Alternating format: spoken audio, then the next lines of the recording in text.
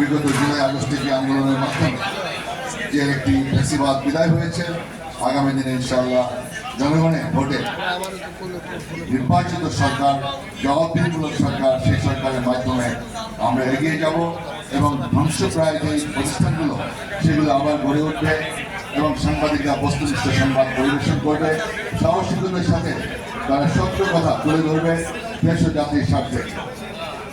আমরা যেন কোনোভাবে পিছপা না হই, যে রাজনীতিবিদ অসৎভাবে বা গণতন্ত্রের হত্যা করে অথবা ফ্যাসিস্ট রায়রা রাষ্ট্র পরিচালনা করতে চাইবে, সাহসিকতার সাথে সাংবাদিকরা যেন তাদের বস্তুনিষ্ঠ সংবাদের মাধ্যমে জাতির সামনে উপস্থাপন করতে পারে।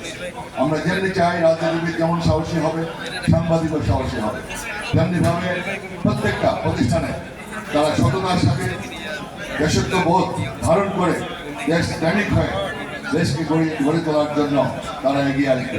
আমরা এই দেশ অনেক পিছিয়ে গিয়েছি। আজকে 55 বছর পর্যন্ত এখন পর্যন্ত আমরা গণতন্ত্র স্টাবলিশ করতে পারি নাই। দেশে ডেমোক্রেটিক চর্চা নাই। বিভিন্ন প্রতিষ্ঠানে, আপনি শিক্ষা প্রতিষ্ঠান বলেন, আপনার সেনাবাহিনীর আপনার যে প্রতিষ্ঠান রয়েছে সব ক্ষেত্রে, পুলিশ বলেন, প্রত্যেকটা জায়গায় আইনের শাসন বলেন, বিচার বিভাগ, প্রত্যেকটা জায়গায় আমাদের ঘনে ধরেছে। শিক্ষা ব্যবস্থা ধ্বংসপ্রায়। দেশপ্রেমিক হয়ে আগামী দেশকে গড়ে তোলার জন্য আহ্বান জানিয়ে আপনাদের সবাইকে আমার আন্তরিক সালাম জানিয়ে আমি আমার বক্তব্য শেষ করছি। আল্লাহ হাফেজ। বাংলাদেশ জিন্দাবাদ।